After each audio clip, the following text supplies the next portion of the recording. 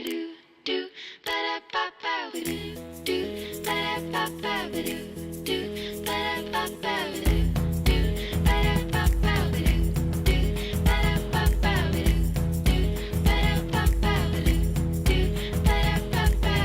again I leave my grave.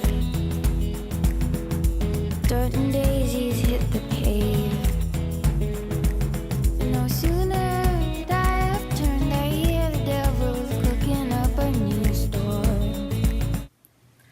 Hello and welcome to episode 7 of the What Shara Made podcast. A big thank you to returning viewers, hello, and welcome to new viewers. If this is your first episode, I hope you really enjoy it. I can't believe we're up to episode 7 already. I'm actually filming a little bit later than usual because I've had a really busy week, so I was looking forward to coming back and having a chat with you today, eventually. I got a couple of finished objects and a few whips and a lot of acquisitions. I've well and truly broken my yarn diet. It's gotten a little bit crazy, so I need to start using way more of my stash, but we'll get into that later. I'll start with a whip first. It's one of my niece's 8th birthdays next week, and for almost 2 years now she has been asking me to knit her a rainbow bear. I knit a bear for a friend's baby 2 years ago, and Olive, my niece, saw it and just fell in love with it, and she wanted to keep it, and I was like, oh no, this one's for someone else, I'll make you another one. And she's like, I want a rainbow bear please, and I'm like, okay, that's what I'll make. Anyway, it's taken me 2 years to get around to making it. Sorry, Olive. But I finally started it, and her birthday's next week, so this is going to be part of her birthday present. Here it is so far. It looks pretty funny at the moment. You get the idea. Isn't its little rainbow nose gorgeous? And obviously that's where its arms are going to go. And it's got one leg and a foot. And it's got a little fat bottom. You can't really see it while it's not stuffed, but it's totally gorgeous. And it still needs its ears put on as well. Oh, but I love the way its leg has turned out. Those gorgeous candy stripes. The pattern that I'm using is called the Vera Bear pattern, and it's by Anita Wilshut. Apologies if I've just mispronounced your name, Anita. And the pattern is Vera. You can see that there. And it's a really amazing pattern. The bear is knit all in one. There's no seams or sewing on limbs or anything like that. Everything is knit on. And the construction of the bear is quite ingenious. It's you do have to concentrate on it because there's only a few times when you're just knitting a straight round. Most of the rounds have got shaping in it, decreases and increases, for example. Hello, Rosie. Hello, little Rosie Bear. Gorgeous thing. And it's translated from Dutch into English, which is fantastic. I love it when people have their patterns in multiple languages. It just means more of us can enjoy it. And it's written in a bit of an unusual way. When I first knit the first bear, I really struggled with the pattern. It was written in a way that I'd never seen a pattern written before. The instructions were different and it was set out in a different way, and I don't know if that's due to the translation or if that's just the style that the designer writes in. I'm not really sure.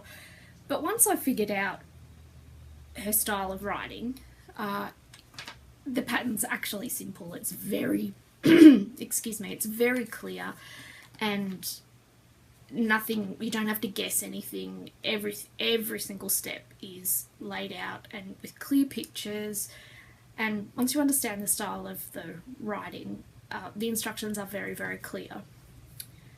And as long as you're willing to concentrate a little bit, I think anyone who can knit in the round, increase and decrease, and pick up stitches would definitely be able to do this. And it's definitely no more complicated than knitting a sock. But the results are fantastic. It makes the most adorable bear. It's beautiful shape. You can probably get a bit of a better idea there. Look how sweet that little thing is. Oh, so gorgeous. And that is similar colourings to the one that I made earlier. That's not mine. But mine was really similar colourings to that, the one that I made about 2 years ago. Excuse me for that. But yeah, Olive asked for a rainbow bear, so that's what she's getting. I'm sure I'll have it finished in time. I did all of that yesterday afternoon, so it's not obviously a lot of knitting. It's just a bit of concentrating. And the yarn that I'm using is a yarn that I hand dyed about 5 years ago, and it's just been sitting in my stash. I weighed it yesterday before I started, and I had 84 grams, which is about 160 metres of this yarn, and it's Bendigo Woolen Mills Classic DK, and I've dyed it obviously in rainbow colours. I'm sure when I dyed it I probably had a project in mind for it, but that's long gone because it seriously has been sitting in my stash for about 5 years, so I was really pleased to actually use it for something that I think is going to be well loved. So that's a nice little whip that I've got going on there, and I can't wait to see it finished. I'll actually be giving it to Olive before I film again, so I might just make a little mini film of it to attach to the next podcast so you can see when the bear is all finished and beautiful. Oh, my next whip is maybe Rosie doesn't want to be on film. She's got her backs to us. The next whip I've got is a little, oh, you're going, little poochie. See ya. Is a little pair of socks that I'm knitting for myself, and I saw this yarn in my local yarn store. Look how glittery it is. It's actually more vibrant in real life, if you can imagine that. And it's a Lang Millicalori socks and lace luxe. And they don't have colourway names, it's just a number, but I'm not sure which number is the colourway, but I'll put it all in the show notes. And when I saw it in my local yarn store, there was no way I was going to leave it in there, and it needed to come home with me. I've only done a teeny tiny bit, but it's looking gorgeous knit up. It's got quite a halo on it, and it's very sparkly. That is my Progress Keeper, gorgeous little squirrel from the Wonderwool podcast. Andrea from the Wonderwool podcast, she has a really great Etsy shop and the cutest stitch markers ever. So that's my next whip, but it's really not big enough for you to be able to see the detail in the pattern, but it's got some eyelet work happening in there. Hopefully by next episode there'll be a bit more to it, so you'll be able to get a better idea of what it's going to look like.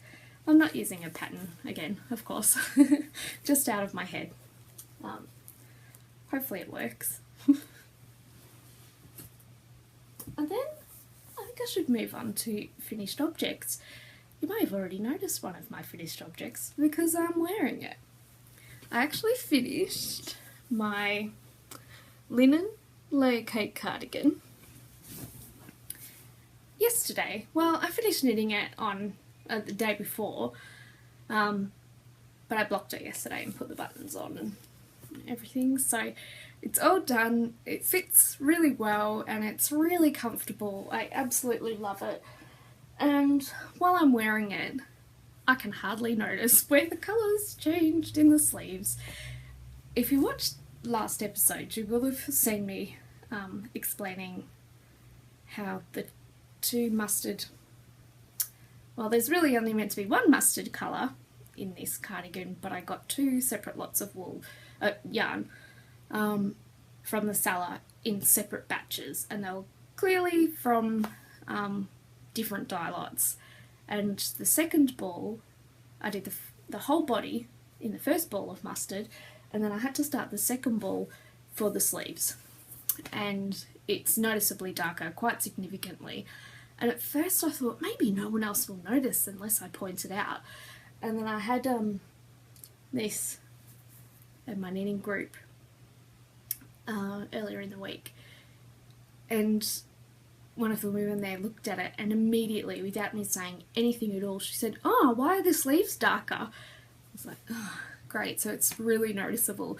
And then a stranger walked over to chat to us because we were at a cafe, chat to us about our knitting, which is always nice, and she looked at mine and straight away said, "Oh, how come you're using two different colours for the sleeve and the body?" I'm like, oh, is it really that noticeable? I couldn't believe it. Anyway, doesn't matter, it's finished now, I love it, and I don't care if my sleeves are darker. Yeah, I'm just gonna go with it, but I really love it. It's the Layer Cake pattern by Jennifer Dessau, and the yarn is from an Etsy shop that's based in Lithuania called Yarn Stories, and she has some gorgeous yarns. They're just beautiful. And I've just used some old mother of pearl buttons that were in my rather extensive button collection. I'm a real sucker for buttons, and if I see nice buttons somewhere, they absolutely have to come home with me. I was walking past a thrift store here in my town, and I very rarely visit that one because it's really small and I very rarely find anything that I love in there, and I was trying to be sensible. But as I was walking past, I noticed a little sign in the window saying button sale. I was like, oh, alright, I'll check it out. Anyway, I came home with about 20 different packets of buttons.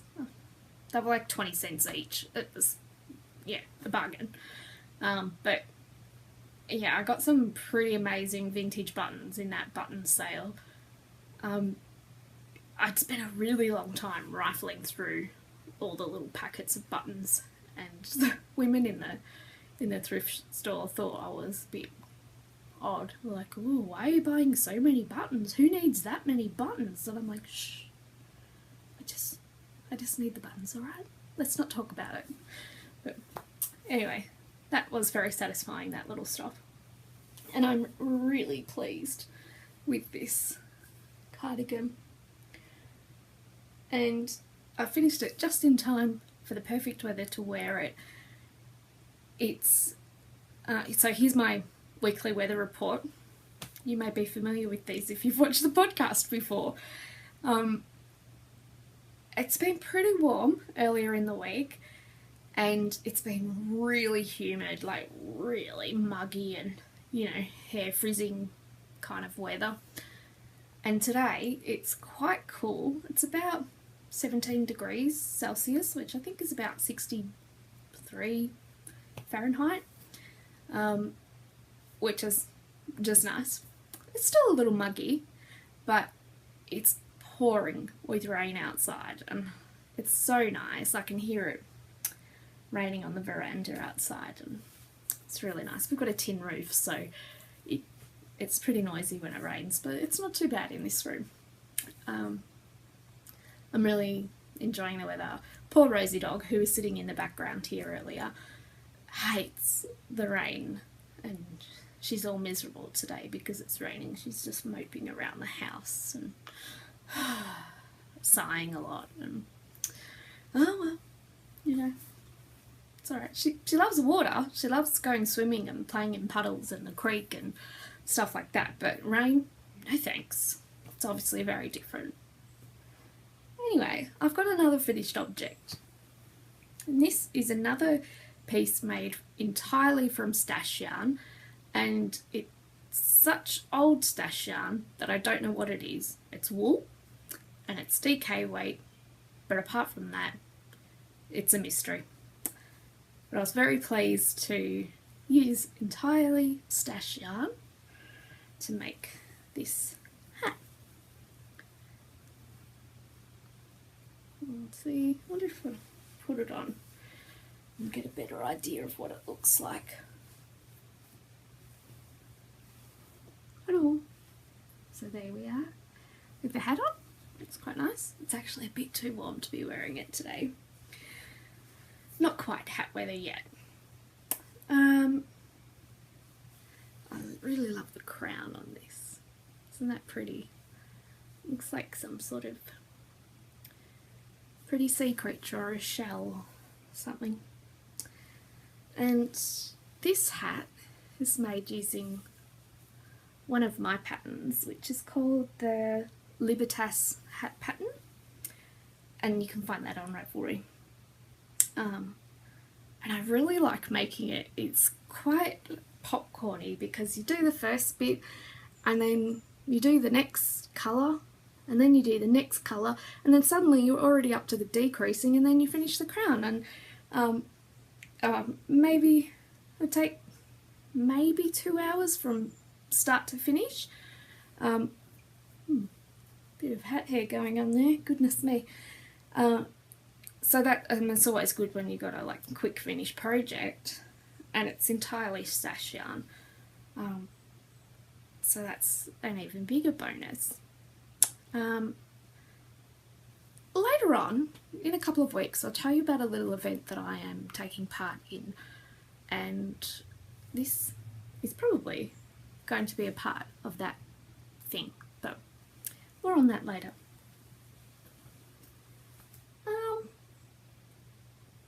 I guess I should move straight on to acquisitions. There's been quite a few, and there's still a few more in the mail on their way. The first one I got is this yarn Bala.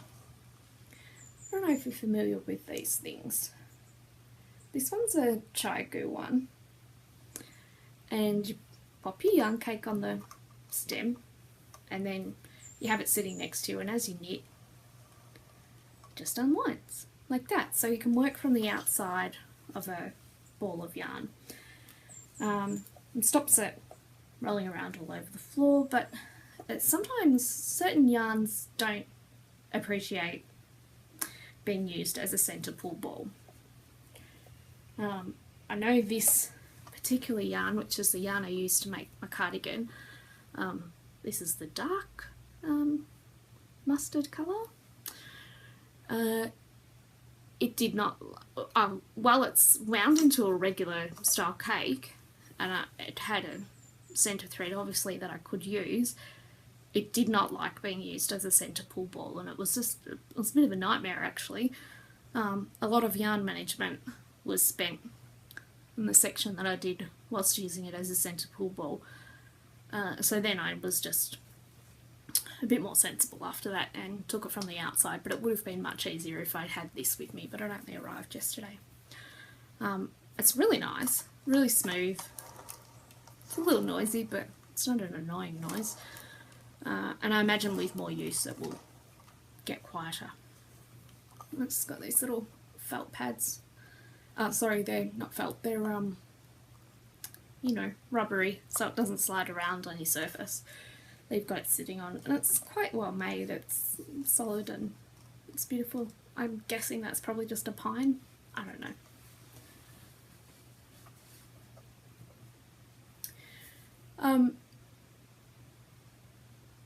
I was going to say something else about the linen, but I can't remember what I was going to say now. Doesn't matter, can't have been that important.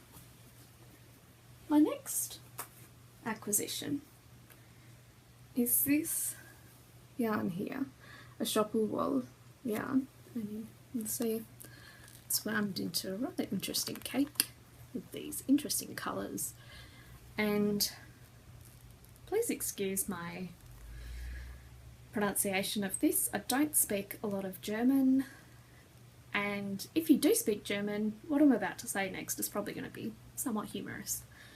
But I think it's called Fliegende Untertasse.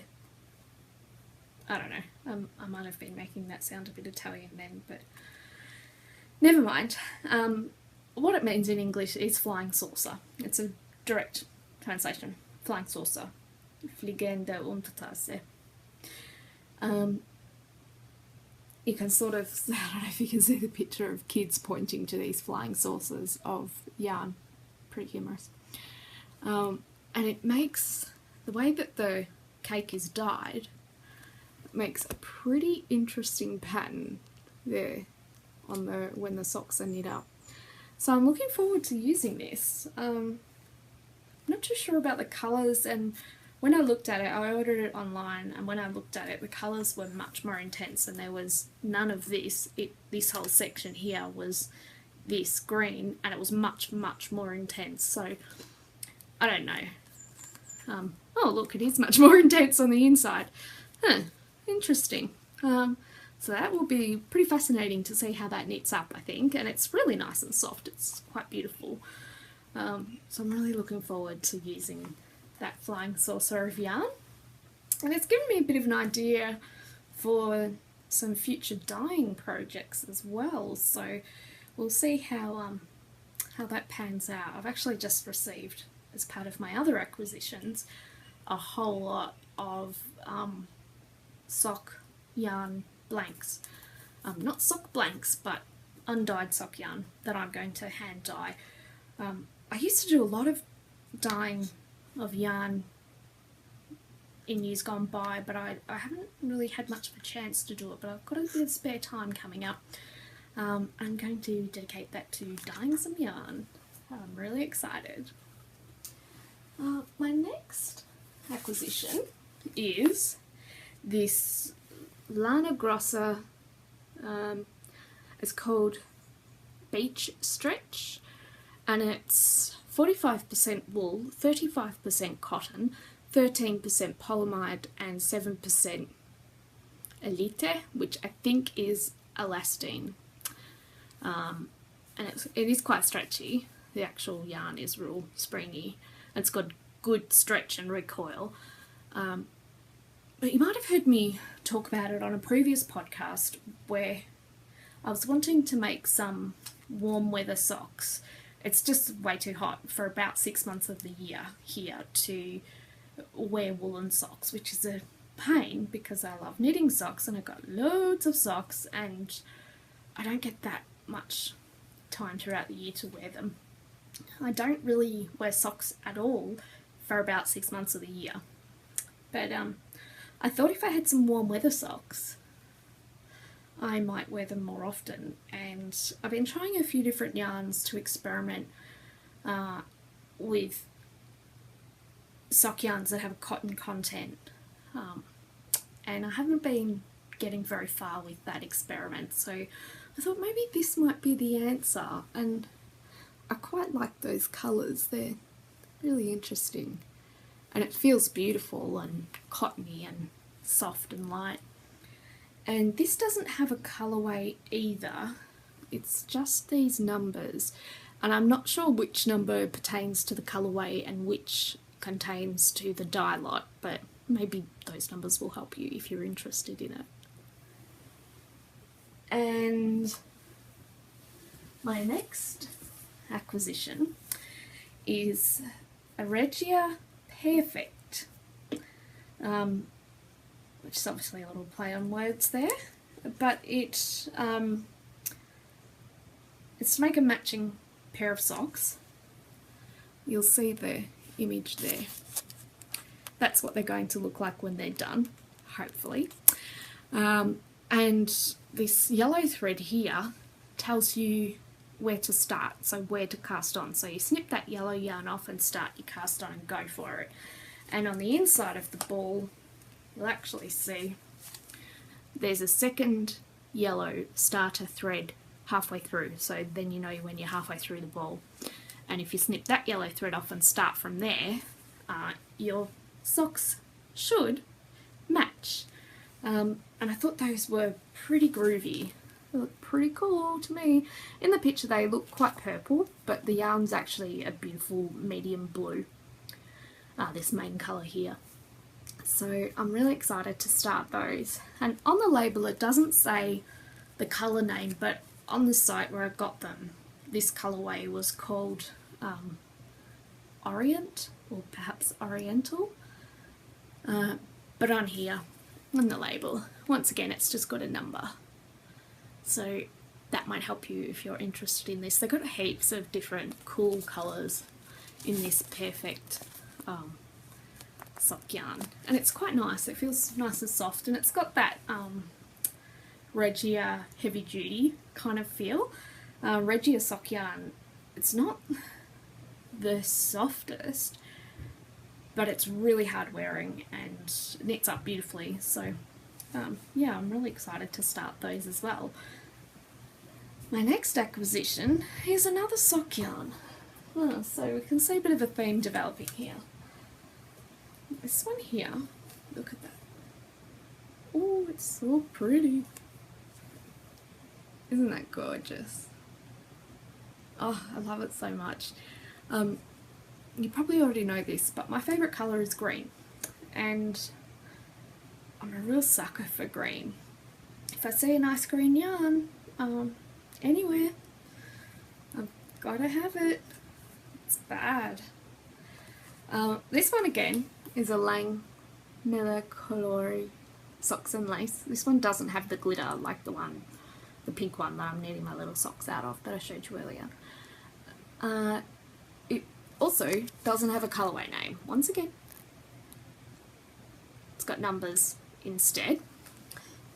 And there is a little bit of an indicator there showing you what it should look like knit up, but I don't know, I think the actual yarn appears to have a little more pink and purple in it than that image, but I guess we'll find out.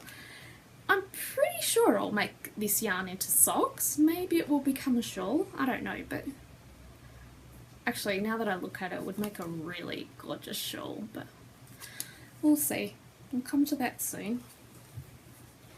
And my last acquisition is a bit of an odd one. It's not the kind of yarn that I would normally buy. It's not a sock yarn, and it's not a natural fibre, so that is unusual for me to buy, but there is a reason for this. So what it is Lion Brand Pelt. And I see a lady there with a nice fairy hat, and this colourway is called Mink, and you'll see the yarn there. It's like a bit of a fun fur yarn, which normally I would recoil in horror from this sort of yarn. However, I discovered that this yarn in this brand is brilliant for knitting faux fur pom-poms. And last year I made a whole series of beanies for a beanie festival, and I wanted faux fur pom-poms on them all, but I was really struggling to find any sort of faux fur pom-poms. I noticed this year they must be in fashion, so they're around a lot more, and they're a bit more readily available in Australia, although they're still not that common. So last year when I was making all these beanies and I wanted faux fur pom-poms, I thought, what if I knitted a ball out of some sort of weird faux fur yarn, and that would give me a faux fur pom-pom? Anyway, I experimented with it. I knit a ball, so started off with I think 8 stitches and then increased 8 stitches every second round until it was as round as I wanted it, knit a few rows straight and then decreased at the same ratio to make a little ball, and stuffed it just with regular stuffing, and they're brilliant, really good. I might be able to find a picture and put it in here somewhere. I don't know if that is beyond my technical reach, but I'll try. If not, I'll pop it onto the end of the podcast and you'll see it. It's really it was really effective. It worked even better than I could have imagined it. Anyway, there's nowhere in Australia, as far as I know, that sells this kind of yarn. And this is a particularly nice fun fur yarn. And it's got sort of, I don't know if you can see this, but it's got two layers of, it's really hard to see, but it's got two layers of fluff. So it's got this really fine fluff and then like a thicker fluff. And that creates a really nice halo on the faux fur pom-poms. I'm going to be knitting some up soon to put on some beanies, and I'll show you what they look like. And I might even write up the pattern. It'll just be a free thing that I'll put in the Ravelry group because it's just so basic. But, keep that in mind if you're struggling to get faux fur pom-poms, or you want a better value way of making faux fur pom-poms. I can get about 4 pom-poms out of this, and I think the yarn cost me $7 Australian, so that's pretty good. That's, I don't know, $1.25 per pom-pom, I think, and that's pretty good. And they don't take long at all, like maybe 20 minutes to make one, so that's really easy. And when I made the pom-poms last year with this, I attached them to the beanie with a ribbon so that the ribbon could be undone and you could detach the pom-pom from the hat and reattach it. You know, some days maybe you don't want a faux fur pom-pom on the end of your beanie, and some days you do, so I did them so that they were detachable. So that's why I got this weird yarn. Now, in the Ravelry group, there's been a lot of chatter and a lot of activity since the last podcast, which is so nice to see. I love it. I love connecting with everyone in the group. It's just been so lovely, and I'm getting lots of lovely private messages, and it's really great. Thank you so much to everyone who's active in that group. It really makes it for me. And you may be familiar already with my year-long craft-along giveaway, and it's about using stashed yarn. So any yarn or fibre that entered your house or came into your possession prior to 2016, if you make something using that yarn or fibre and you finish it, so once it becomes a finished object, put a photo of it in the finished object thread in the Ravelry group. You'll see it there. And each month I will use a random number generator to draw a post in the finished object thread. And that post, the owner of that post, will win a little prize. And I've got this month's prize here to show you. And it's just little, but it's good. I'll be drawing this next week, so if you've got a FO from Stash Yarn, put a picture in the thread, because then you'll be in the draw for a chance to win these. I'll put those this way. So it's 2.25mm, which I believe is a US size 1. 15cm double pointed needles there. Knit Pro Zing brand. And as far as I know, these aren't presently available in the US. I don't know if they will be in the future, but I think at the moment they're not available in the US. But they are available in Australia in a few places, and in the UK and Europe, and they're proving to be quite popular. I've got a few pairs and I seriously love them. When I first got them, I started casting on projects simply based on the needle sizes that I had in the zings, because I loved using them so much. And there's no joins in them at all, not like the carbons that have the metal tip joined on, and I love my carbons, I really do, but that join bugs me. And I've seen a few, oh look, here's one here. It's a carbon. So you see this metal tip here, it's a separate thing from the carbon, like shaft of the needle. And there's actually a little, it's not really smooth. The yarn doesn't glide across it. Like you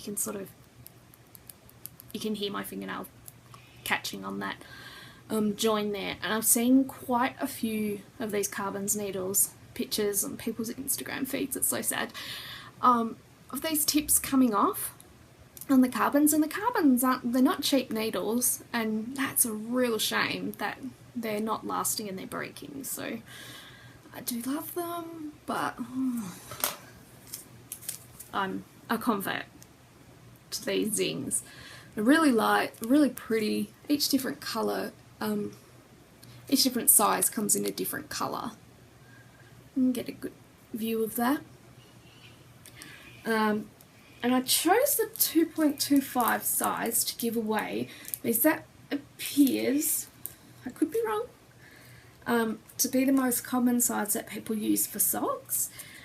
Later in the year, if that appears that that's not the case, if more people tend to use 2.5s or 2.75s, let me know in the Ravelry group, because later in the year I'll have another set to give away, and if the 2.25s are the size everyone likes, that's the size I'll give away. If it's a different size, that'll be the size I give away.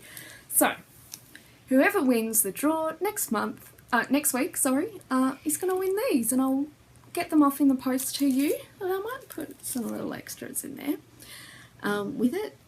And all you have to do is use the beautiful yarns from your stash that are just singing out to be used. And don't be like me and use all the stash yarn to make things and then replenish it with all your acquisitions. Yeah. Anyway, I still feel good about using these.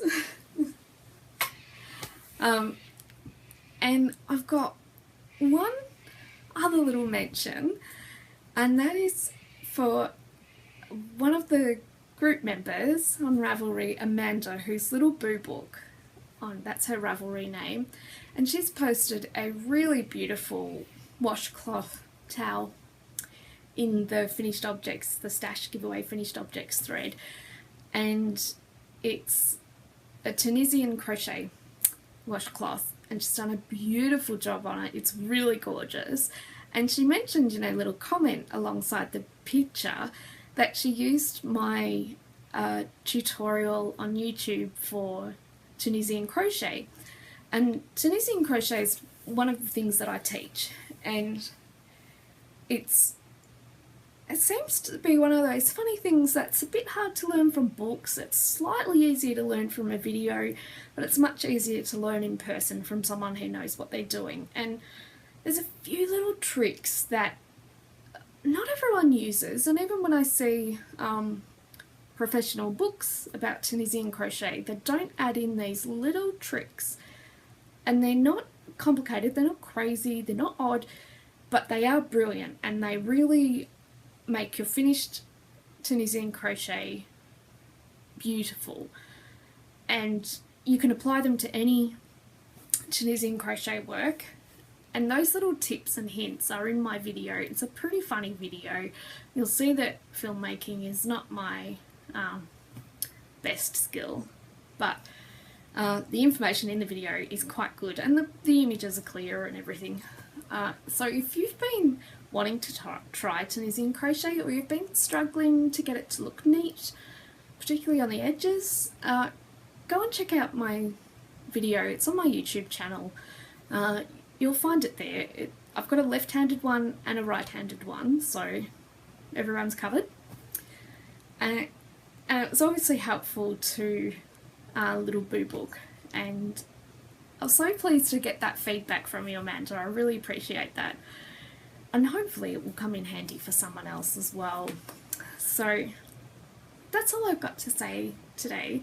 The rain is getting really, really heavy now. I don't know if it's going to be audible on the recording, but I'm really excited, and my garden is really excited as well. I can see all the flowers dancing out there.